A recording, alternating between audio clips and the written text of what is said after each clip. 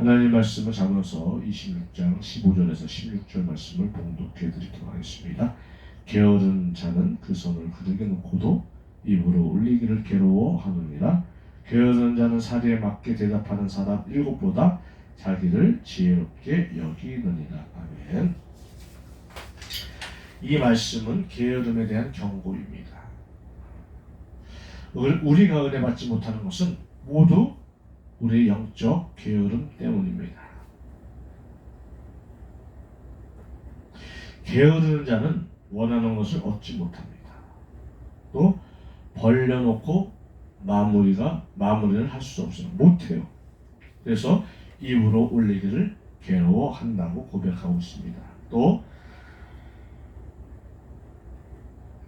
사리에 맞게 대답하는 사람 7이 게으름의 해악에 대해 제시합니다. 한다 해도 자기가 스스로 옳다고 생각하기 때문에 게으름에 머무릅니다. 또 교만하게 게을러지는 것입니다. 우리 16절에 보세요. 그죠?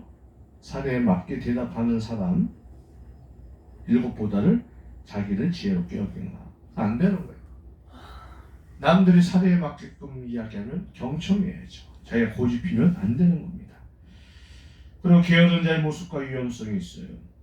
잠언서 19장 15절에 보면 게으름이 사람으로 깊이 잠들게 하나니 태만한 사람은 줄일 것이니라. 이 태만한 사람이 뭡니까? 방향성이 없어 쓸모없는 사람을 말하고 있습니다. 태만하다. 행동이 느리고 움직이거나 일하기를 싫어하는 데 있다는 사실입니다. 그래서 태만하는 뜻이 뭐예요? 방향성이나 목표가 없는 게으름, 쓸모없는 뜻이라는 것입니다. 잠언서 24장 31절에도 가신 덤불이 퍼지고 거친 불이 치면 덮고 돌담이 무너져도 가만히 있어요. 또 잠언서 24장 33절 34절 이런 사람은 어떻게 게으른 자들은 빈궁과 곰핍에 처하게 된다고 말씀이 나오고 있습니다. 26장 13절에는 게으른 자는 길에 사자가 있다 거리에 사자가 있다 하느니라. 그러니까 어떻게 피할 방법을 생각 못하고 그냥 사자가 있다고 하는 거예요. 이런 게 게으른 거예요. 우리 현실 속에서 게으른 사람이 어떤 사람입니까? 먼지가 수부룩이 쌓여 있어도 먼지를 닦잖아요. 집에서. 또 바닥에 머리카락이 떨어져 있는 것을 보고도 어떻게 해요? 그냥 지나쳐요. 그냥 손으로 주워서 휴지통에 넣으면 되는데. 또 흐트러진 신발을 보고도 어떻게 해? 그냥 두나요. 또 차의 트렁크 칸을 여닫으면 정리되지 않는 것을 보고도 그냥 가면 안 돼요. 또 세안, 양치질, 샴푸 이 모든 것들이 귀찮은 거예요. 게으름 하기 싫은 거예요. 옷도 그냥 매일 똑같은 옷을 입고 그런 조금 생각하면 좀 갖추면 되는데 그런 거예요. 그것도 성실하게 자기 몸을 관리지 않는 거. 몸에 대해서도 케어를 살아요. 그 화장실에 보면은 우리가 보면 알잖아요. 그죠? 뭐 유리창이 깨졌는지 곰팡이가 났는지 그런 거 봐도 그냥 통과하는 사람. 생각이 없어요. 그 게으름이 뭡니까? 교만. 자기 생각에 머무르기에 게으름의 위험성과 경고를 듣지 않는 거예요. 그 방향성과 목표가 없는 거예요. 그 뭐예요? 마무리와 열매가 결국은 없어요. 게으른 사람들. 이게 공통적이라는 거예요.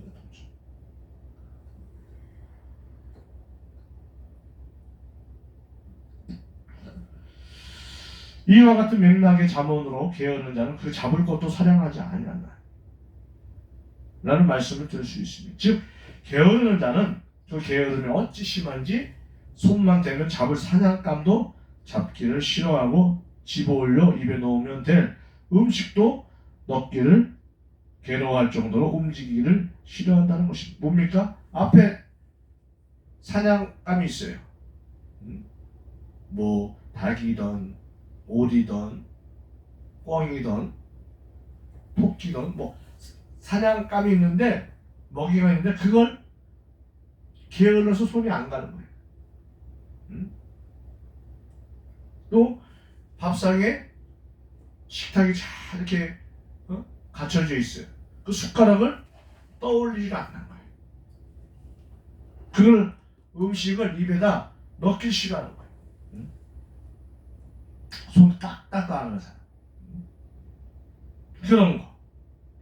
이는 게으른 자의 모습을 약간의 과장법을 써서 회화적으로 표현함으로써 게으른 자의 모습이 얼마나 추한 것이를 교훈한 것이라고 할 수 있습니다.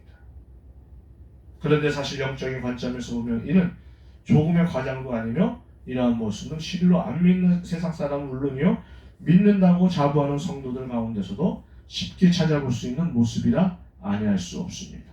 사실 구원받는 일에 대해 생각해보면 하나님께서는 그리스도를 통해 우리의 구원을 위한 모든 일을 다 이루어 놓으셨습니다.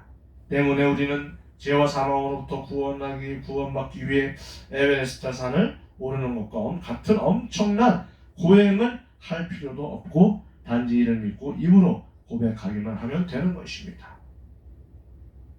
또한 우리를 사로잡고 있는 더러운 죄로부터 용서받고 정결함을 받기 위해 엄청난 수고를 감당할 필요가 없습니다. 왜냐하면 이 또한 그리스도께서 십자가를 통해 대속의 피로 흘려주셨기 때문입니다. 그렇게 우리는 단지 그 앞에 나아가는 그 은혜를 받기만 하면 되는 것입니다. 이는 우리 영원한 생명을 얻는 일에서도 마찬가지입니다. 즉 하나님께서 생명의 떡이요 생명이신 그리스도를 통해 이미 천국의 식탁을 차려놓으셨으므로 우리는 그 식탁에 앉아 먹기만 하면 된다는 것입니다. 얼마나 쉬워요. 그런데 그걸 못 먹어요.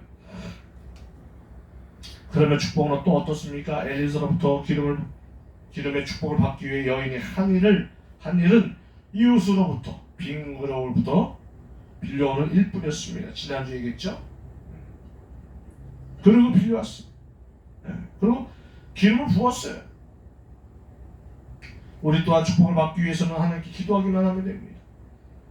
이는 복음을 전하여 다른 영혼들을 살리는 일 역시 마찬가지입니다.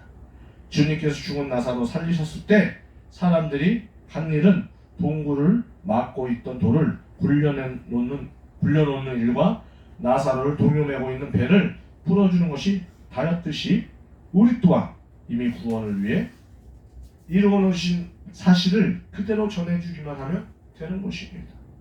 이 모든 것을 볼 때 죄와 사망으로부터 구원받아 영생을 얻고 주신 사명을 감당하는 일까지 우리가 할 일은 단지 손을 들어 받은 음식을 입에 넣고 씹는 정도의 수고만 더하면 되는 것입니다.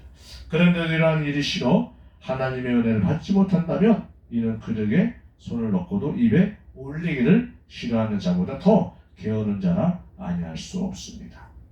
그러므로 성도 여러분, 이 세상에서 살펴보았듯이 하나님께서는 우리의 구원부터 시작하여 축복에 이르기까지 필요한 모든 것을 너무나 완전하게 이루어 놓으셨고 준비해 놓으셨습니다.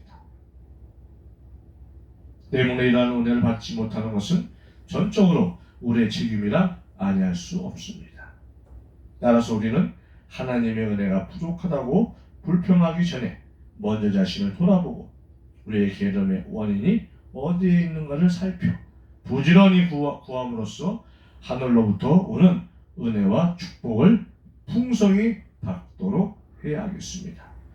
이사야 32장 9절에는 너희 아니란 푸녀들아 일어나 내 목소리를 들을지어다. 너희 염려 없는 딸들아 내 말에 귀를 기울일지어다.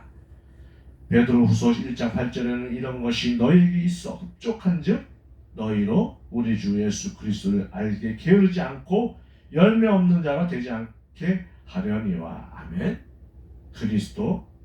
주 예수 그리스도를 알게 게으르지 말라는 열심을 풍부하게 열심. 또 열매 없는 자가 되지 말라는 뭐예요? 열매 맺는 자가 되라는 것입니다. 우리는 믿는 자로서 하나님의 자녀로서 게으름을 피우면 안 돼요.